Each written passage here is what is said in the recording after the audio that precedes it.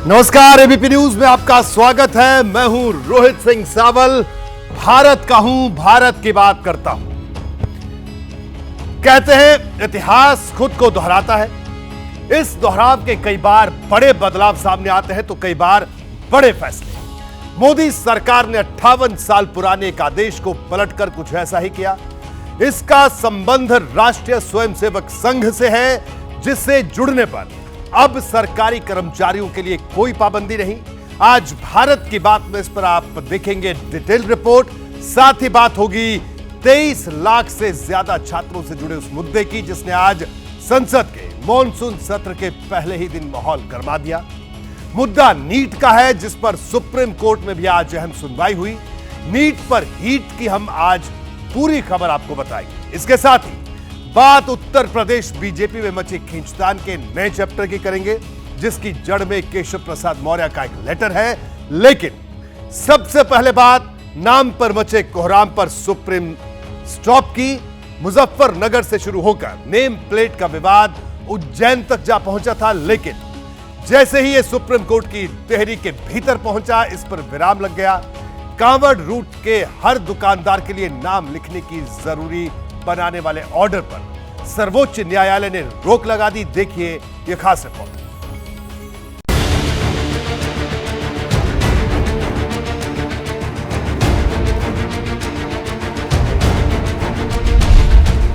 सावन का पहला दिन और कांवड़ यात्रा के रूट में हर दुकानदार के लिए नेम प्लेट को जरूरी बताने वाले फैसले पर लग गई रोक।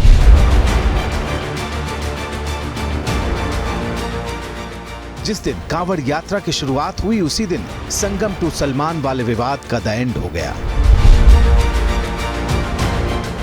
Association for protection of civil rights नाम के एनजीओ ने मुजफ्फरनगर पुलिस के आदेश को सुप्रीम कोर्ट में चुनौती दी थी। जस्टिस ऋषिकेश रॉय और जस्टिस एसवीएन भट्टी की बेंच ने नेम प्लेट वाले आदेश पर रोक लगा दी। कोर्ट ने कहा कि हम प्रशासन की तरफ से जारी निर्देश के अमल पर रोक लगा रहे हैं। दुकानदार खाने का प्रकार लिखें, अपना नाम लिखना जरूरी नहीं है। ये डायरेक्टिव जो है कॉन्स्टिट्यूशनल वैल्यूज से बियॉन्ड ट्रैवल कर रहा है। कोर्ट का ये नजरिया था क्या कि किस तरह का खाना सर्व होता है, वेज या नॉन वेज, ये ज्यादा इम्पोर्टेंट है इन कंपैरिजन टू उसको कौन सर्व कर रहा है। सुप्रीम कोर्ट में अगली सुनवाई 26 जुलाई यानी शुक्रवार को होगी। इसके लिए यूपी, उत्तराखंड और एमपी सरकार को नोटिस जारी किया गया है। गौर करने वाली बात यह है कि मुजफ्फरनगर पुलिस के आदेश पर विवाद गरमाने के बाद यूपी सरकार ने कांवड़ियों के रूट पर हर जगह दुकानदार को दुकान के आगे अपना नाम और मोबाइल नंबर लिखने का आदेश दिया था। तो वहीं उत्तराखंड सरकार ने हरिद्वार के कांवड़ रूट को लेकर ऐसा ही आदेश जारी किया। मध्य प्रदेश सरकार ने उज्जैन के लिए ऐसा ही ऑर्डर दिया था। अब तमाम राज्य सरकारों को अदालत में इस फैसले पर अपना पक्ष पेश करना होगा। कोर्ट ने पिटीशन का संज्ञान लेते हुए नोटिस इशू किया है और यह notice state of Uttar Pradesh, state of Uttarakhand और मध्य प्रदेश के खिलाफ इशू हुआ है। अगली इसकी सुनवाई फ्राइडे को फिक्स है। इससे पहले सुनवाई के दौरान याचिकाकर्ताओं की तरफ से कई दलीलें दी गईं। याचिकाकर्ता के वकील ने कहा कि शुरू में 2 राज्यों ने आदेश दिया, अब 2 और राज्य ऐसा कर रहे हैं। नगर पालिका की जगह पुलिस कार्रवाई कर रही, अल्पसंख्यक और दलितों को अलग थलग किया जा रहा। आप शाकाहारी, शुद्ध शाकाहारी, जैन आहार लिख सकते हैं, लेकिन विक्रेता का नाम लिखना क्यों जरूरी है? लोगों की आजीविका प्रभावित की जा रही है, आर्थिक बहिष्कार की कोशिश हो रही है, छुआछूत को भी बढ़ावा दिया जा रहा। इस पर जस्टिस एसवीएन भट्टी ने कहा, क्या मांसाहार करने वाले कुछ लोग भी हलाल मांस पर जोर नहीं देते? सुनवाई के दौरान जस्टिस ऋषिकेश रॉय ने कहा कि क्या कांवड़िया इस बात की भी अपेक्षा कर सकते हैं कि खाना किसी विशेष समुदाय के दुकानदार का हो, अनाज किसी विशेष समुदाय का ही उपजाया हुआ हो? इस पर याचिकाकर्ता के वकील अभिषेक मनु सिंघवी ने कहा, यही हमारी दलील है। सुनवाई के दौरान जस्टिस एसवीएन भट्टी ने कहा कि केरल के एक शहर में 2 प्रसिद्ध शाकाहारी रेस्टोरेंट हैं, एक हिंदू का, एक मुस्लिम का। मैं व्यक्तिगत रूप से मुस्लिम के रेस्टोरेंट में जाना पसंद करता था क्योंकि वहां सफाई अधिक नजर आती थी। याचिकाकर्ताओं की तरफ से यह भी दलील दी गई कि मुस्लिम कर्मचारियों पर भी फर्क पड़ा है। ये सब कुछ समाज में दिए गए भाईचारा और सौहार्द के लक्ष्य के खिलाफ है। खाद्य सुरक्षा कानून भी सिर्फ शाकाहारी, मांसाहारी और कैलोरी लिखने की बात कहता है, निर्माता कंपनी के मालिक का नाम लिखने का नहीं। तमाम दलीलों को सुनने के बाद कोर्ट ने यह भी कहा कि बात को बढ़ा चढ़ाकर नहीं रखना चाहिए। आदेश से पहले यात्रियों की सुरक्षा को भी देखा गया होगा। अब 26 जुलाई को जब कोर्ट में अगली सुनवाई होगी तो यूपी, उत्तराखंड और एमपी सरकार की तरफ से अपने आदेश को लेकर क्या पक्ष रखा जाता है, इस पर सबकी निगाहें टिकी रहने वाली हैं। इस बीच केंद्र की मोदी सरकार ने एक बड़ा फैसला लेकर सबको चौंका दिया। सरकारी कर्मचारियों के राष्ट्रीय स्वयंसेवक संघ की गतिविधियों से जुड़ने पर रोक लगाने वाले आदेश को पलट दिया गया है। जो रोक 58 साल से चली आ रही थी वो केंद्र सरकार ने हटा ली। इस फैसले पर अब राजनीति खूब हो रही है।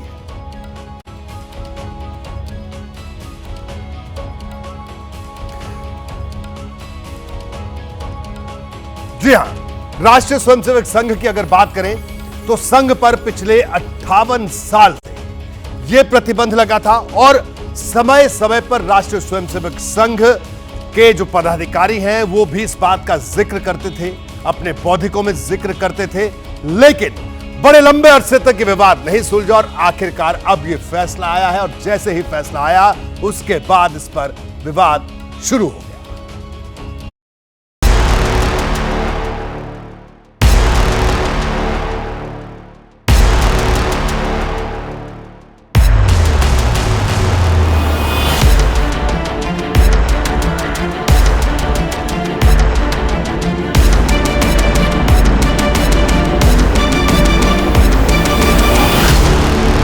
ये मैं समझता हूँ ये बिल्कुल गलत है। वो तो हिंदू राष्ट्र के ऊपर कसम खाते हैं। क्योंकि सरकारी कर्मचारी को गैर राजनीतिक होना चाहिए, उन पर से लगा प्रतिबंध उचित था।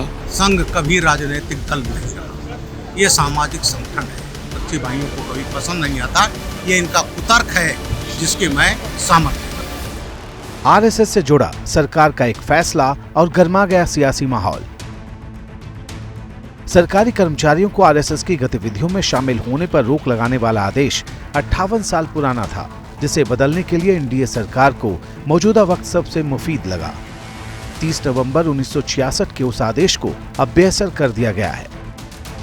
कार्मिक मंत्रालय ने ऑफिस मेमोरेंडम के जरिए पहले के आदेश को रद्द कर दिया।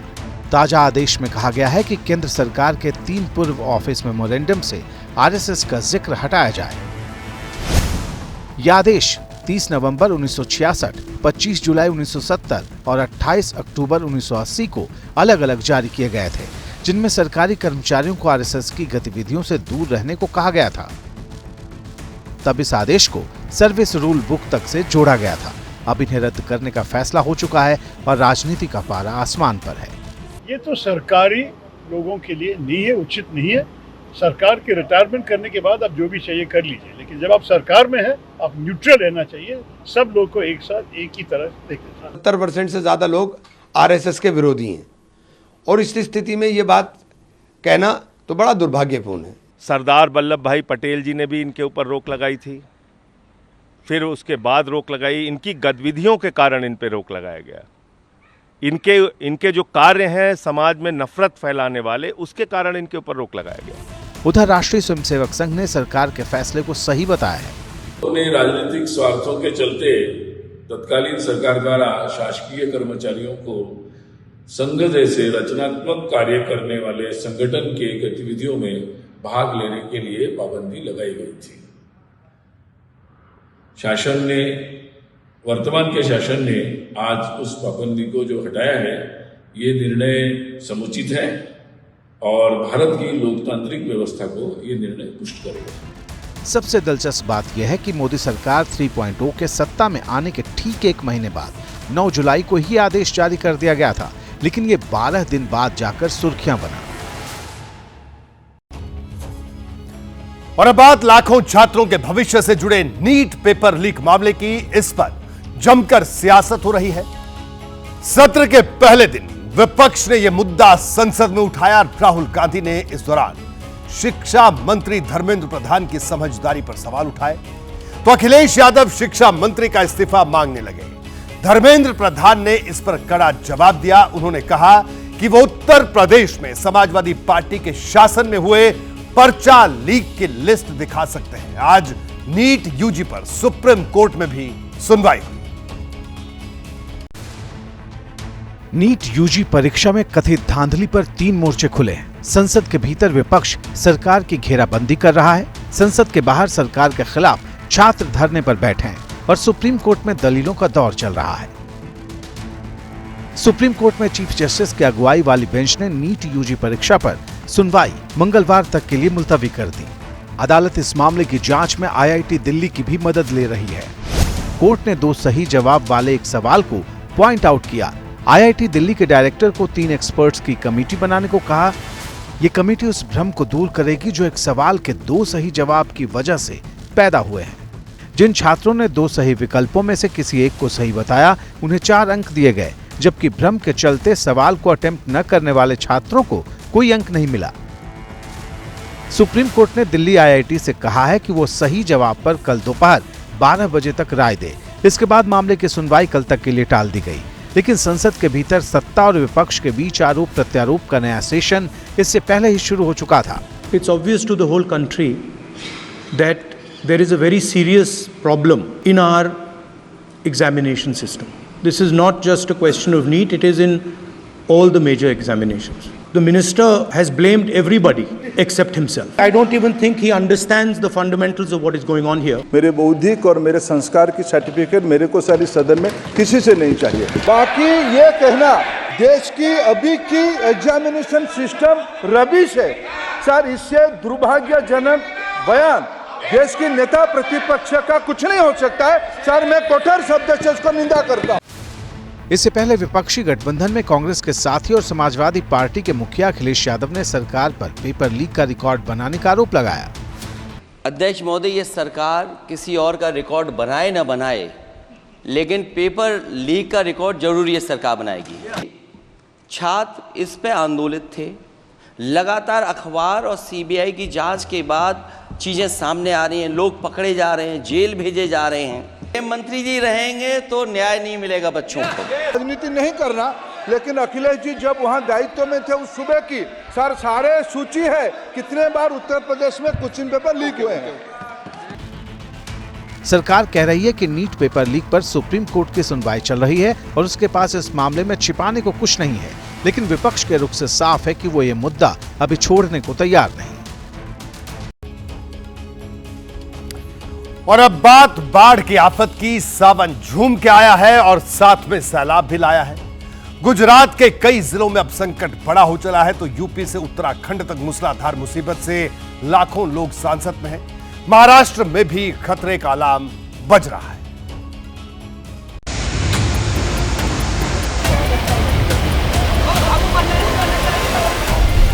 सब जगह पे पानी भर गया, लोग बहुत मुश्किल में है। पानी अंदर आ गया घरों के अंदर, उसकी अनाज और जो कोई इलेक्ट्रिक वस्तु थी सब खराब हो चुकी है। बादलों की मनमानी, न बरसे तो मुसीबत, बरसे तो और परेशानी। अरब सागर का किनारा हो, हिमालय के पहाड़ी राज्य हो या मैदानी सूबे, बरसाती पानी ने सबकी नाक में दम कर दिया है। कहीं सड़कें डूब गईं तो कहीं मुसीबत का पहाड़ टूट पड़ा। गुजरात में पहले मौसम विभाग का अलर्ट आया, फिर बादलों से मूसलाधार बरसात होने लगी। ये राजकोट जिले का उपलेटा तहसील है, जहां सिर्फ 3 घंटे में 12 इंच बरसात हुई तो लगा जैसे समंदर रास्ता भूलकर यहां सड़कों पर निकल आया हो। रास्ते डूबे, घरों में पानी घुसा और कई गांवों में बाढ़ जैसे हालात बन गए। यहां भादर नदी का उफान लोगों को डरा रहा है। लाठ गांव है, भीमोरा गांव है, मजेठी गांव है, वहां पे भारी तादाद में बारिश हुई है। अभी भी चारों तरफ जहां देखो तो वहां पानी ही पानी नजर आ रहा है। उसके कारण यहाँ के गांव के जो लोग हैं वो भारी परेशान है। खेत खलियान में भी भारी नुकसान हुआ है। खेतों में 4-4 फुट पानी भरा है, गांव संपर्क नहीं होना हो गया है। बरसात ने गुजरात के सूरत की शक्ल भी बिगाड़ दी। जो खुशनसीब थे उनकी गाड़ी मूसलाधार बरसात में डूबी सड़कों से निकल गई, लेकिन जिनके पहिए थमे उन्हें धक्के का सहारा रह गया।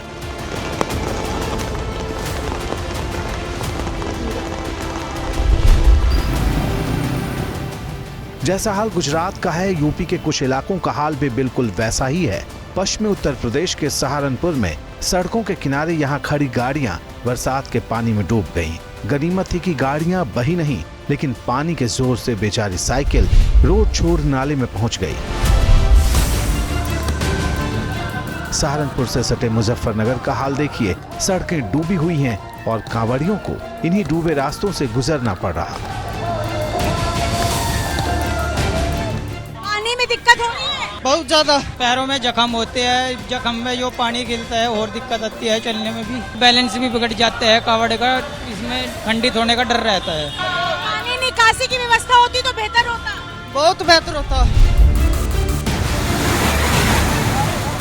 बादलों की मनमानी उत्तराखंड भी झेल रहा है। रुड़की में पेट्रोल पंप जल समाधि लेने को तैयार है। रही बात रास्तों की, तो सड़कों पर जमा पानी गुजरती गाड़ियों को चैलेंज कर रहा। मुसीबत उत्तराखंड के पहाड़ी इलाकों में भी कम नहीं है, लेकिन जरा दूसरे किस्म की है। रुद्रप्रयाग में चट्टान खिसकी तो केदारनाथ हाईवे बंद हो गया और यहाँ सैकड़ों यात्री फंस गए।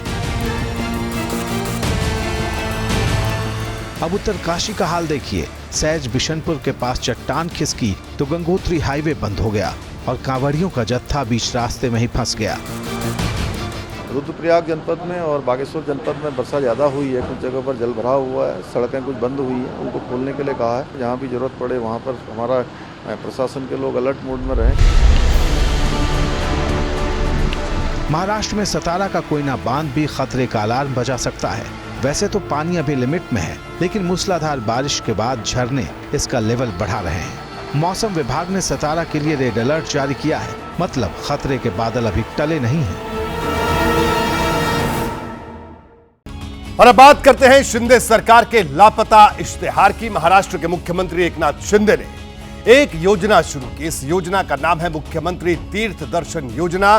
लेकिन विवाद यह है कि योजना के प्रचार प्रसार के लिए जो विज्ञापन निकाला गया है वो सवालों से घिरा है। इस विज्ञापन पर जिस बुजुर्ग की तस्वीर लगी है वो पुणे के रहने वाले ज्ञानेश्वर तांबे हैं और बड़ी बात यह है कि वो 3 साल से लापता हैं। एबीपी न्यूज संवाददाता मंदार गुंजारी बुजुर्ग के परिवार से मिले तो इस विज्ञापन के कुछ और हैरान करने वाले सच सामने आए।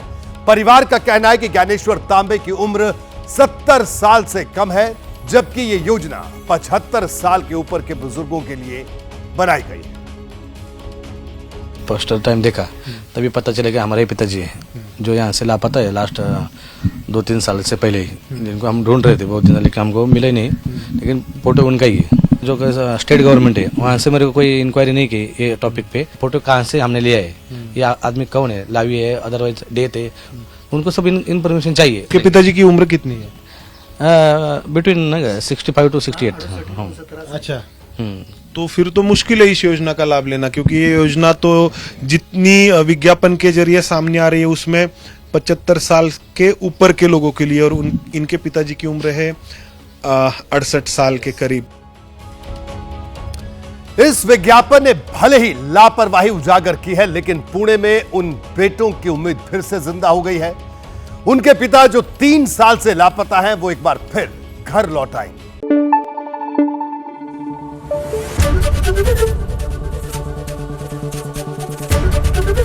एबीपी न्यूज आपको रखे आगे।